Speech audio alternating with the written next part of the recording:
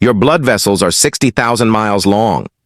If you laid them end to end, they would circle the earth more than twice. Every one of those miles carries blood to the tissues, the organs, the brain, and the heart that keep you alive.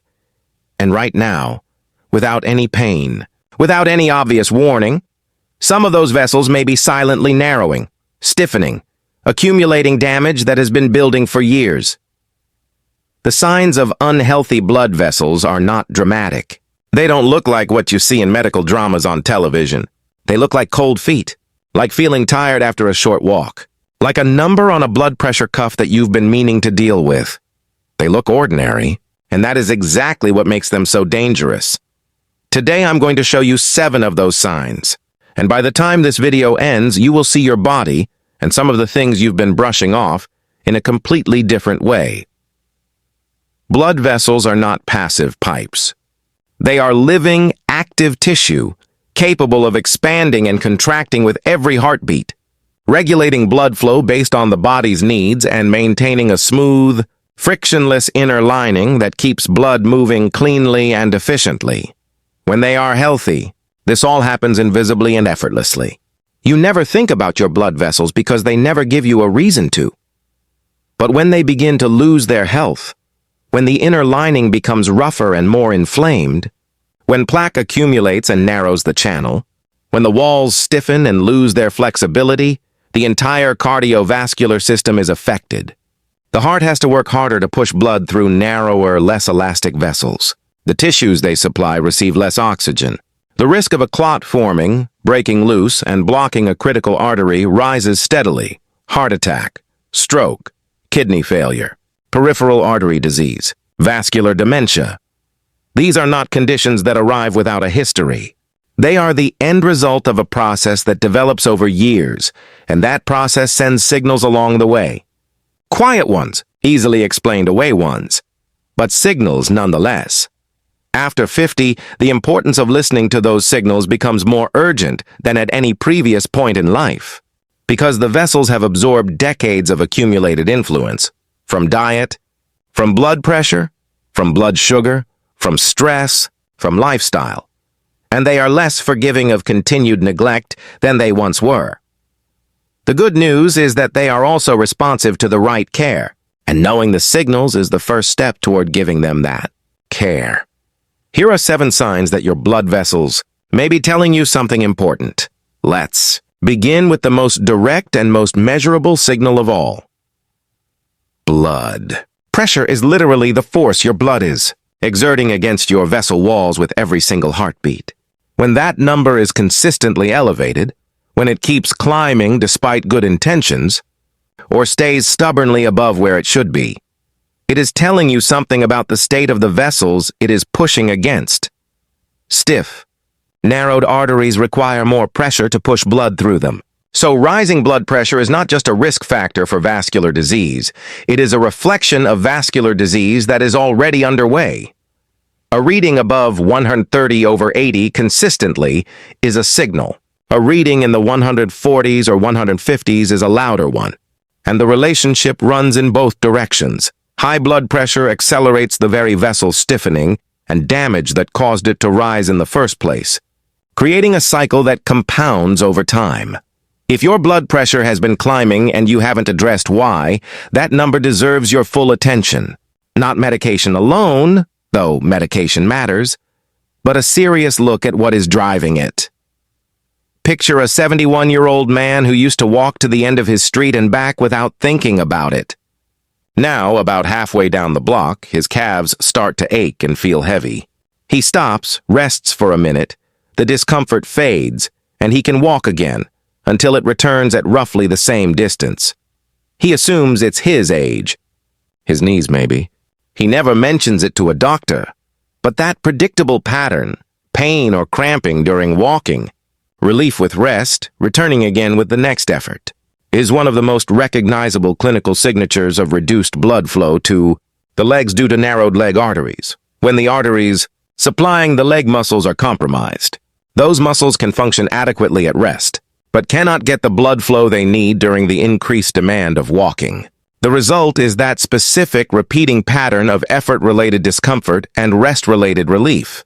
This is not just a leg problem. Research consistently shows that people with this pattern in their legs have a significantly higher risk of heart attack and stroke, because the vessels in the legs are reflecting what the vessels throughout the body are doing. If this pattern sounds familiar, name it at your next appointment. Use those exact words. Cramping in my legs when I walk that goes away when I stop. Healthy circulation brings oxygen, nutrients, and the immune cells that repair tissue directly to the site of a wound. When a cut or sore heals quickly, it is partly a sign that the blood supply to that area is doing its job. When wounds on the feet or lower legs take an unusually long time to heal, weeks instead of days, or they seem to stall and plateau rather than steadily closing, it is often a sign that the blood supply to that area is insufficient.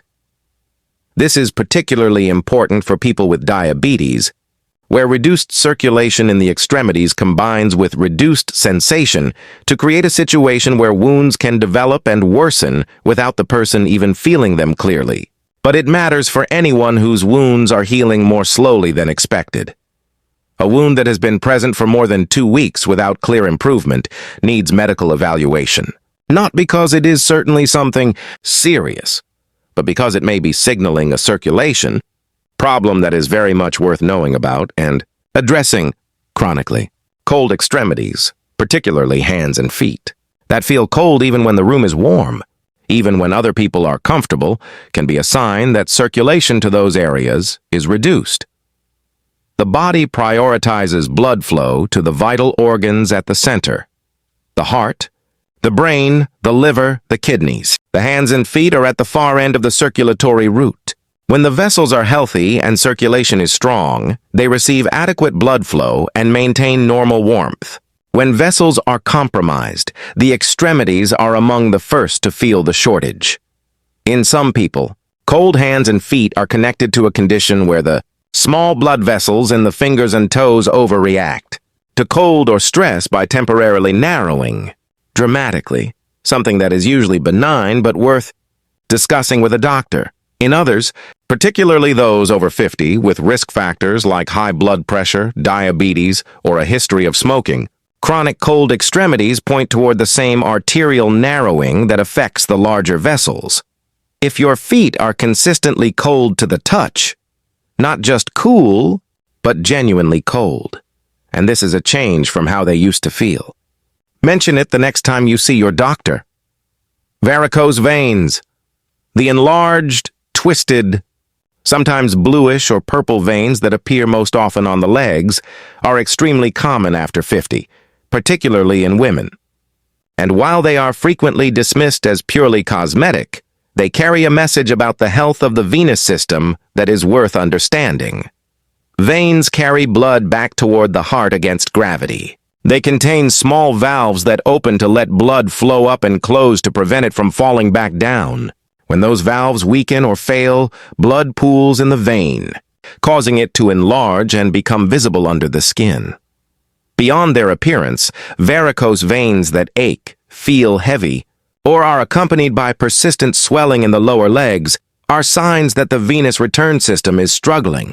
Left unaddressed over time, they increase the risk of blood clots forming in the legs, a condition that can be serious if a clot travels to the lungs. Varicose veins that are painful, that are changing rapidly, or that are accompanied by redness, warmth, or hardness in the surrounding skin deserve prompt evaluation. This is the sign that men are least likely to bring up, and one of the most clinically important ones to mention. The blood vessels that supply the tissue needed for erection are among the smallest in the body. Small vessels are the most sensitive indicators of systemic vascular health, and the ones that show the effects of narrowing and reduced blood flow earliest.